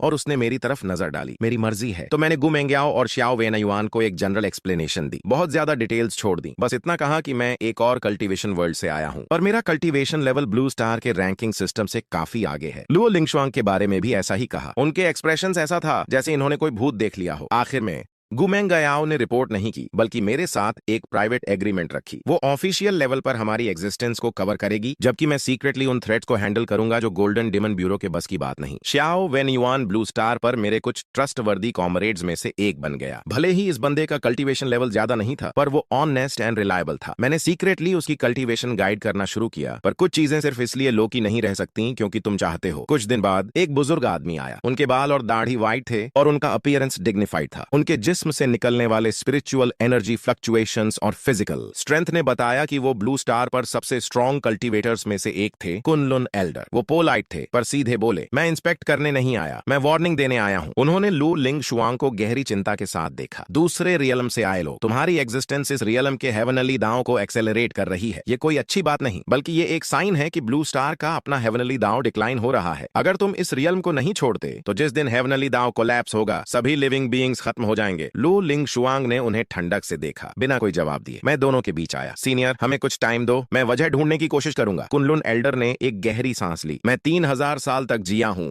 और कभी हेवनली दांव को इतना फ्रेजाइल नहीं देखा। अगर तुम जल्दी से सच पता नहीं लगाओगे, इस वर्ल्ड के सभी स्पिरिट्स तुम्हारे साथ दफन हो जाएंगे। ये कह के वो पीछे मुड़े और चले गए। लुओ लिंगशुआंग और मैंने एक दूसरे को देखा। लगता था एक और बड़ी तूफान आने वाली है। कुनलुन एल्डर के जाने के 3 दिन बाद से कम समय में वो बात हो गई। चांगबाई माउंटेन ले लाइंस से एक टेरिफाइंग डेमोनिक ऑरा आसमान में उठ गई। 100 माइल्स के अंदर की सारी बर्फ पिघल गई। ब्लू स्टार के हेवनली दांव द्वारा नर्चर की गई ancient guardian spirit beast nine tailed fox जाग गई। ह्यूमन फॉर्म लेने के बाद ये एक स्टनिंग ब्यूटीफुल वुमन बन गई, जिसके पीछे 9 सिल्वर व्हाइट टेल्स फैन की तरह फैले हुए थे। इंटीग्रेशन रियल्म के पीक पर, हेवनली वेनरेबल से थोड़ा नीचे। लुओ लिंगशुआंग की ऑरा सेंस करते ही वो सीधा आ गई, प्रोवोक करने नहीं बल्कि सवाल करने। आउटसाइडर, तुम्हारी एग्जिस्टेंस इस रियल्म के हेवनली दांव की नींव को इरोड कर रही है। ब्लू स्टार की गार्डियन स्पिरिट बीस्ट के रूप में मैं चुप नहीं बैठूंगी। एक बड़ी लड़ाई अवॉइडेबल नहीं थी। नाइन टेल्ड फॉक्स बहुत पावरफुल थी और उसके इल्यूजन्स अनप्रेडिक्टेबल थे। भले ही लुओ लिंगशुआंग की कल्टीवेशन को ब्लू स्टार के हेवनली दाव ने रिफाइनमेंट रियल्म तक सप्रेस कर दिया था, हेवनली वेनरेबल का दाओइस्ट फाउंडेशन अभी भी आम लोगों से काफी आगे था। दोनों के क्लैश ने 100 माइल्स के अंदर के आसमान को टियर कर दिया। मैं साइड में छुपा रहा, स्पेसिकली नाइन टेल्ड फॉक्स के इल्यूजन्स को काउंटर करने के लिए। हेवनली वेनरेबल का प्रिमोर्डियल स्पिरिट परसेप्शन मुझे साफ सच और झूठ में डिस्टिंग्विश करने देता था। बैटल के दौरान मुझे पता चला कि नाइन टेल्ड फॉक्स का कोई मर्डरस इंटेंट नहीं था। उसके सारे अटैक्स में रूम था, ज्यादा टेस्ट और वार्निंग की तरह लग रहा था। मैंने लुओ लिंगशुआंग को आवाज दी, रुको, ये तुम्हें मारना नहीं चाहती। लुओ लिंगशुआंग ने फ्राउन किया, पर फिर भी अपना हाथ रोक लिया। नाइन टेल्ड फॉक्स ने सांस ली, उसकी सिल्वर टेल थोड़ी सी झुक गई। हाँ, मैं बस देखना चाहती थी कि ये रियल्म से बाहर से आए विजिटर का क्या वेट है। फिर कुछ और भी मुश्किल हुआ। नॉर्थ वेस्ट डेजर्ट में एंशिएंट ताओतिए भी जाग गया। फ्यूजन रियल्म कल्टीवेटर अपने सब कुछ डिवोर करने के इंस्टिंक्ट के साथ रास्ते में कई छोटे शहरों की स्पिरिचुअल वेंस को खा गया, सीधा लुओ लिंगशुआंग की ऑरा की तरफ आता हुआ। लुओ लिंगशुआंग और मैंने मिलकर उसे रोकने की कोशिश की। ये बैटल नाइन टेल्ड फॉक्स वाले से कहीं ज्यादा ब्रूटल था। ताओतिए एक प्योरली कॉम्बैटिव फेरोशियस बीस्ट है जो रीजन नहीं करता। आखिर में मैंने उसे सेलेस्टियल वेनरेबल के दाओइस्ट ऑरा से कम्युनिकेट किया और उसे शांत कर दिया। दोनों ancient ferocious beasts blue star के हेवनली दाव द्वारा नर्चर की गई गार्डियंस हैं। वो लुओ लिंगशुआंग पर अटैक करने के लिए नहीं जागी थीं, बल्कि इसलिए क्योंकि उन्होंने सेंस किया कि ब्लू स्टार का हेवनली दाव किसी एक्सटर्नल फोर्स से इरोड हो रहा था और इंस्टिंक्टिवली लुओ लिंगशुआंग को थ्रेट समझा। नाइन टेल्ड फॉक्स ने मुझे एक crucial piece of information दी। ब्लू स्टार का हेवनली दाव नेचुरली डीके नहीं हो रहा, इसे एक्सट्रैक्ट किया जा रहा है। हर बार एक डायमेंशनल रिफ्ट अपीयर होता है तो वो ब्लू स्टार के हेवनली दाव के ओरिजिन का एक हिस्सा ले जाता है। और जब ये रिफ्ट्स पहली बार दिखे थे, उसने मेरी तरफ नजर डाली। बिल्कुल 3 साल पहले जिस मोमेंट में ट्रांसमाइग्रेटेड हुआ था। लुओ लिंगशुआंग और मैंने एक दूसरे को देखा, दोनों के चेहरे सीरियस थे। ट्रांसमाइग्रेशन सिस्टम, मिशन, लुओ लिंगशुआंग की 1000 साल की सर्च, ये सब अपरेंटली कोइंसिडेंटल इवेंट्स मिलकर एक टेरिफाइंग आउटलाइन रिवील कर रहे थे। वो सिस्टम कभी सिर्फ एक ऑक्सिलरी टूल नहीं था। उसने मुझे यूज किया और उसने लुओ लिंगशुआंग को यूज किया। हर बार जब वो डायमेंशनल बैरियर को टियर करता है तो किसी बीइंग के लिए अर्थ पर आने का रास्ता खोलता है। मैंने लुओ लिंगशुआंग को अपना डिडक्शन बताया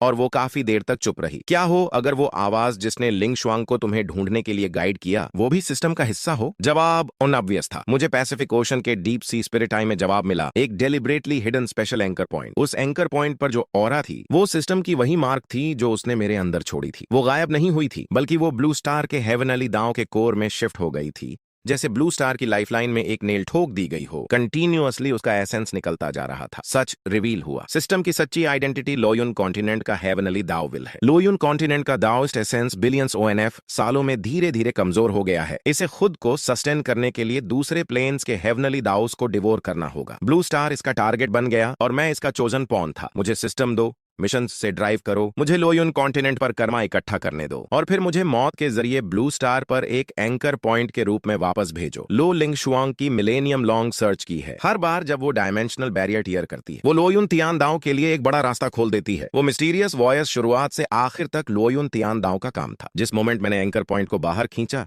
आसमान बदल गया। एक गोल्डन रिफ्ट जो पूरे पैसिफिक ओशन तक फैला हुआ था सामने आया। लुओ लिंगशुआंग के टियर किए हुए पैसेज से 10,000 गुना बड़ा। एक वास्ट प्रेशर, इतना इमेंस कि ये पैसेज 10,000 गुना बड़ा लग रहा था। इतना ओवरवेलमिंग कि डिस्पेयर इंस्टिल कर देता था। उस रिफ्ट से बाहर आया। ये किसी भी लिविंग बीइंग की पावर नहीं थी, बल्कि एक पूरे वर्ल्ड के हेवनली दांव की मटेरियलाइज्ड विल थी। लोयुन हेवनली दांव का ट्रू फॉर्म आ गया था। इसका कोई फिक्स्ड शेप नहीं था। ये एक गोल्डन केओस डिवाउरिंग लाइट था जो आधे आसमान को कवर कर रहा था। ब्लू स्टार पर सभी लिविंग बीइंग्स ने वो सफोकेटिंग प्रेशर फील किया। मॉर्टल्स बेहोश हो गए और लो लेवल कल्टीवेटर्स ने खून थूका। ब्लू स्टार का हेवनली दांव अपनी आखिरी सांस ले रहा है। इस वर्ल्ड को डिवोर करना मेरा अकेला ऑप्शन है। लुओ लिंगशुआंग का कल्टीवेशन सप्रेसिस मोमेंट पर कंप्लीटली गायब हो गया। ब्लू स्टार का हेवनली दांव इतना कमजोर था कि कोई भी शैकल मेंटेन नहीं कर सकता था। सेलेस्टियल वेनरेबल रियलम की पूरी पावर उसके बॉडी में वापस आ गई और डेमोनिक रून्स ने एक टेरिफाइंग क्रिम्सन लाइट एमिट की। उसने हेड गिविंग स्वॉर्ड को टाइट पकड़ा और मेरे पास खड़ी हो गई। सीनियर ब्रदर, इस बार लिंग शुआंग आपके साथ होगी। ब्लू स्टार की हिस्ट्री की सबसे ट्रैजिक बैटल। 9 टेल्ड फॉक्स और ताउतिये निकले और गार्डियन स्पिरिट बीस्ट्स ने अपनी आखिरी स्ट्रेंथ रिलीज की जब ब्लू स्टार का हेवनली दांव तबाही के करीब था। कुनलुन के एल्डर ने ब्लू स्टार के सारे एंशिएंट राइटियर्स कल्टीवेटर्स को लीड करके एक एरे बनाया रेसिस्ट करने के लिए, जबकि शाओ वेनायुआन और गु मेंग्याओ ने गोल्डन डेमन ब्यूरो को लीड किया, मॉर्टल्स को इवैक्यूएट करने और लुओयुन हेवनली दाव से अलग हुए हेवनली ट्रिब्यूलेशन बीस्ट्स को पेरीफेरी पर रोकने के लिए। पर असली मेन बैटलफील्ड सिर्फ 2 लोगों का था। लो लिंगशुआंग और मैं साइड बाय साइड खड़े थे, 300 साल एक दूसरे पर रिलाय करते हुए, 300 साल दुश्मन रहते हुए 1000 साल अलग रह के, और अब आखिरकार एक ही साइड पर खड़े थे। लो युन त्यान दाओ ने हमारी विल को अंडरमाइन करने की कोशिश की। उसने लो लिंगशुआंग को मेरे पिछले हर बिट्रेयल की कंप्लीट पिक्चर दिखाई। इमोर्टल स्वॉर्ड चुराना, डेमोनिक पाथ से हाथ मिलाना और डेलिब्रेटली उसे दूर भेजना। देखो, उसने तुम्हें यूज किया। लो लिंगशुआंग ने उन इल्यूजन्स को एक ही स्वॉर्ड स्ट्राइक से तार तार कर दिया। मेरी नफरत और प्यार तुम्हारे जज करने के लिए नहीं है। उसने मुझे लो लिंगशुआंग के 1000 साल के मैसेकर के खूनी सीन्स दिखाए, वो सेक्ट्स जिसे उसने कत्ल किया, वो कल्टीवेटर्स जो मारे गए। स्टारी सी लाल हो गई। देखो, वो जूनियर सिस्टर नहीं रही जो तुम जानते थे। मैं हंसा। मुझे पता है वो कैसी है। मुझे तुम्हारी रिमाइंडर की जरूरत नहीं। मैं एक राइटियस इमोर्टल हूँ, कोई ट्रू इमोर्टल नहीं, पर मेरी वाइफ एक डेमन लॉर्ड है। मैं खुद कौन सा कोई अच्छा इंसान हूँ। लोयुन त्यान दाओ का ऑफेंसिव ओवरवेलमिंग था। गोल्डन केओस एक रेजिंग सी की तरह बार बार टकराता रहा। हर एक वेव में इतनी टेरिफाइंग पावर थी कि एक पूरे प्लेन को तबाह कर सके। मैं इस बैटल में डेस्परेटली लड़ रहा था और मेरे प्रिमोर्डियल स्पिरिट के अंदर हेवनली वेनरेबल रियल्म का फ्रेमवर्क ब्लू स्टार की स्पिरिचुअल एनर्जी के इन्फ्यूजन के अंडर वायलेंटली रेजोनेट करने लगा। वो डोरमेंट डॉइस्ट चार्म्स, आर्टिस्टिक कंसेप्शंस और कल्टीवेशन टेक्निक्स लाइफ और मौत के इस क्रिटिकल मोमेंट पर अपनी लिमिट तक पुश हो गईं और मेरा कल्टीवेशन लेवल वाइल्डली बढ़ने लगा। मैं रिफाइनिंग द वॉइड और मर्जिंग विद द बॉडी तक पहुंचा, ग्रेट सक्सेस और ट्रांसेंडिंग ट्रिब्यूलेशन तक पहुंचा, जब तक कि मेरे सामने 9 डायमेंशंस का थ्रेशोल्ड दिखा, हेवनली वेनरेबल रियल्म। लो लिंगशुआंग ने मेरे चेंजेस सेंस किए और बिना हेजिटेट किए उसने डेमन लॉर्ड की पावर यूज करके मुझे प्रोटेक्ट किया। लुओयुन हेवनली दाओ के राउंड आफ्टर राउंड बॉम्बार्डमेंट को अकेले हैंडल किया। उसके डेमोनिक रोन्स टूट गए, खून ने उसके व्हाइट बालों को लाल कर दिया और उसका ब्लैक रोब तार तार हो गया, पर वो 1 इंच भी पीछे नहीं हटी। सीनियर ब्रदर, जल्दी करो। मैंने अपनी आंखें बंद की। मेरा प्रिमोर्डियल स्पिरिट हेवन और अर्थ के साथ रेजोनेट किया और पिछली जिंदगी के कल्टीवेशन की मेमोरीज टॉरेंट की तरह वापस आई। मैं हेवनली वेनरेबल वापस आ गया। मैंने अपनी आंखें खोली और मेरे हाथ में एक लंबी स्वॉर्ड मटेरियलाइज्ड हो गई। वो कंप्लीटली सिल्वर व्हाइट थी, जिसमें हेवनली दाओ लॉज के पैटर्न्स ब्लेड पर फ्लो कर रहे थे। ये celestial sword of the universe नहीं थी, बल्कि मेरी अपनी नेटल सेलेस्टियल स्वॉर्ड थी, जो मेरे अपने दाओ एसेंस से बनी थी। सेलेस्टियल वेनरेबल और डेमन वेनरेबल ने एक साथ अपनी स्वॉर्ड्स निकाली और 2 स्वॉर्ड लाइट्स, एक व्हाइट और एक ब्लैक, एक स्पाइरल में इंटरटवाइन हो गईं, लुओयुन हेवनली दाओ के कैओटिक बॉडी को टीयर करते हुए। वो एक फ्यूरियस इंटेंसिटी के साथ दहाड़ा जो माउंटेन्स और रिवर्स को हिला देती, एक फ्रेंजीड काउंटर अटैक लॉन्च करते हुए। बैटल महीनों तक छाया रहा। ब्लू स्टार की जियोग्राफी रीशेप हो गई, समुद्रों में टावरिंग वेव्स उठती रहीं और कॉन्टिनेंटल प्लेट्स कांपती रहीं। आखिर में मैंने हेवनली वेनरेबल के दाओइस्ट एसेंस को एक लॉक की तरह यूज किया और लुओ लिंगशुआंग ने डेमन वेनरेबल की पावर को एक चेन की तरह यूज किया। मिलकर हमने लुओयुन हेवनली दाओ के ओरिजिन को ब्लू स्टार से स्ट्रिप कर दिया, उसे वापस लुओयुन कॉन्टिनेंट पर सील कर दिया और दोनों रियल्म्स के बीच के सारे रास्ते बंद कर दिए। लुओयुन हेवनली दाओ ने अपना आखिरी एलिमेंट रिलीज किया, अपनी दुनिया में वापस फोर्स हो गई। कीमत उतनी ही भारी थी। ब्लू स्टार का हेवनली दाओ इस कैटाक्लिस्म में अपना आखिरी सोर्स ऑफ ओरिजिन खत्म कर चुका था, बिल्कुल गायब हो गया। हेवनली दाओ के शैकल्स खत्म होने के साथ ब्लू स्टार पर स्पिरिचुअल एनर्जी अब फ्रीली फ्लो करती है और कल्टीवेटर्स को अब कोई लिमिटेशन नहीं है। कल्टीवेशन का एक सच में बड़ा दौर शुरू हो गया। ब्लू स्टार वॉर के बाद डेवास्टेटेड था, पर जिंदगी अभी भी वहां थी। कुनलुन के एल्डर ने ऑर्डर की रीबिल्ड लीड की। Xiao Wenyuan new golden demon bureau का कोर फिगर चुना गया और गु मेंग्याओ कैलामिटी के दौरान अपना बॉटलनेक ब्रेक करके नेसेंट सोल रियल्म में एंटर कर गई। आम लोगों को पूरी तरह समझ नहीं आया क्या हुआ, पर सभी ने वो दिन याद किया, वो ब्लैक और व्हाइट स्वॉर्ड लाइट्स जो आसमान में इंटरट्वाइन थीं और एंटी सेफ और साउंड थीं। बैटल के बाद उसने मेरा और लो लिंगशुआंग का हाथ पकड़ा, हमें नैगिंग किया कि केयरफुल रहना और फिर अर्ज किया जल्दी से इंपॉर्टेंट काम करो। लो लिंगशुआंग का चेहरा लाल हो गया, जो उसके लिए रेयर था, और मैं मुस्कुरा के मान गया। 1 महीने बाद शाम को लुओ लिंगशुआंग और मैं उस छोटे वुडन हाउस पर वापस आए जो पहाड़ में था। जब वो मुझे बेहोशी की हालत में देख रही थी, अचानक कहीं से आया सनसेट पत्तियों से गुजर के उसके व्हाइट बालों पर पड़ा, उन्हें एक गर्म सोने के रंग में रंगा। वो मेरे कंधे पर झुकी, unusually quiet, Lingshuang I am sorry. उसका जिस्म स्टिफ हो गया। उसने मेरी तरफ ऊपर देखा। ये वो 3 शब्द थे जिनके लिए उसने 1300 साल वेट किया था। लुओयुन कॉन्टिनेंट पर आखिरी बैटल में उसने मेरी ठुड्डी पकड़कर मुझसे सवाल पूछा, पर मैंने कभी कोई वर्ड नहीं बोला। क्या कहा? उसकी आवाज कांप रही थी। आई एम सॉरी, मैंने तुम्हें बहुत तकलीफ दी। मैंने अपना हाथ बढ़ाया और उसके बालों को बिगाड़ा, बिल्कुल वैसे ही जैसा मैंने 300 साल पहले श्वानतियान सेक्ट में किया था। और शुक्रिया तुम्हें मुझे ढूंढने के लिए आने के लिए। लुओ लिंग शुआंग के आंसू खामोशी से गिरे। वो जोर से नहीं रोई, बस उसने मेरे स्लीव को टाइट पकड़ लिया, जैसे छोड़ने का मतलब था मुझे फिर से खोना। काफी देर बाद उसने दबी हुई आवाज में कहा, तुम अभी भी मुझे एक वेडिंग देते हो? मैं मुस्कुराए और बोला, ठीक है। कुछ महीने बाद मेरी आंट की हेल्प से और श्याओ वैन युआन, गु मेंगयाओ और कुछ करीब दोस्तों की गवाही में पहाड़ में एक सिंपल वेडिंग हुई। लुओ लिंग शुआंग ने एक लाल वेडिंग ड्रेस पहनी जो पर्सनली उसकी आंट ने चूज की थी। उसके ब्राउज के बीच का मैजिक मार्क उस लाल ड्रेस के सामने अब ठंडा नहीं लगा, बल्कि एक ब्लूमिंग लाल प्लम ब्लॉसम की तरह दिखा। वो पूरे टाइम नर्वस रही। उसे समझ नहीं आ रहा था कि अपने हाथ कहां रखे। ये 300 ईयर ओल्ड डेमन लॉर्ड इस मोमेंट पर एक 18 साल की ब्राइड की तरह लग रही थी। मैंने उसका हाथ पकड़ा और कुछ बहुत धीरे कहा, सिर्फ वो सुन सकती थी, अब से तुम्हारे सीनियर ब्रदर कहीं नहीं जाएंगे। उसके आंसू फिर से गिरे, पर इस बार मुस्कुराते हुए गिरे। शादी के तीसरे दिन मैंने कल्टीवेशन के दौरान कुछ अनयूजुअल नोटिस किया। हेवनली दाव के शैकल्स गायब होने के बाद ब्लू स्टार और लुओयुन कॉन्टिनेंट के बीच डायमेंशनल बैरियर्स बहुत फ्रेजाइल हो चुके थे और इन दोनों वर्ल्ड्स के ऊपर एक ब्रांड न्यू स्पेशल पैसेज धीरे धीरे शेप ले रहा था। उस पैसेज से निकलने वाली ऑरा इनैनली एंशिएंट थी और स्पिरिचुअल एनर्जी ब्लू स्टार और लुओयुन कॉन्टिनेंट दोनों से कहीं ज्यादा रिच थी। मैंने अपनी celestial venerable realm divine sense से उस पैसेज को प्रोब किया और जो सीन मुझे दिखा उसने मुझे फ्रीज कर दिया। एक infinitely vast रूइन on a celestial palace जिसमें एक स्टोन टेबल पर एक चेस बोर्ड था। चेस बोर्ड पर अनगिनत चेस पीसेस थीं, जिनमें 2 ब्लैक और white pieces side by side थोड़ी सी ग्लो कर रही थीं। ब्लैक पीस में लुओयुन कॉन्टिनेंट का पूरा लैंडस्केप था, जबकि व्हाइट पीस में ब्लू स्टार का फ्यूचर प्लेनेट था। दोनों वर्ल्ड्स बस चेस बोर्ड पर 2 चेस पीसेस थे और चेस बोर्ड पर हजारों और चेस पीसेस थीं। चेस बोर्ड के पास जो स्टोन चेयर थी वो खाली थी। हर चीज पर छाया हुआ धूल बताता था कि चेस प्लेयर काफी लंबे टाइम से नहीं था, इतना लंबा कि इमॉर्टल पैलेस भी रुइंस में बदल चुकी थी। सीनियर ब्रदर, आपने क्या देखा? लुओ लिंग शुआंग ने मेरा अनयूजुअल बिहेवियर नोटिस किया और पास आई। मैं एक मोमेंट के लिए चुप रहा, फिर मैंने उसका हाथ पकड़ा। लिंग शुआंग, क्या तुम जानना चाहती हो कि हमारा वर्ल्ड सच में क्या है? उसने नीचे देखते हुए हमारे इंटरट्वाइंड हाथ को देखा, फिर ऊपर देखा। उसकी आंखें उस रोशनी को रिफ्लेक्ट कर रही थीं जो अनजान की तरफ ले जाती थी और उसके होंठों पर धीरे धीरे एक स्माइल आई। ये डेमन लॉर्ड की ठंडी स्माइल नहीं थी, बल्कि उसी छोटी जूनियर सिस्टर की स्माइल थी जो कभी थी। जहां भी सीनियर ब्रदर जाते हैं, लिंग शुआंग भी वहां जाएगी। मैंने पीछे मुड़कर अपनी आंट को देखा। जियांग यिक्सुए वुडेन हाउस के दरवाजे पर खड़ी थी, लुओ लिंग शुआंग का एक आउटर रो पकड़े हुई जो वो ड्रॉप कर चुकी थी। उसकी आंखें लाल थीं, पर वो फिर भी मुस्कुराई और हाथ हिलाया। अपनी वाइफ को भी इंतजार करने का कहना और वापस आना मत भूलना। मैंने एक गहरी बो की और फिर लू लिंग शुआंग और मैंने उस रोशनी में कदम रखा जो अपर रियल्म की तरफ ले जा रही थी। जिस मोमेंट पैसेज बंद हुआ, इमॉर्टल पैलेस की गहराई से एक पुरानी ट्रेसलेस हंसी धीमे से आई, जैसे किसी चेस प्लेयर ने आखिरकार किसी का इंतजार किया हो जो चेस बोर्ड को पलट दे।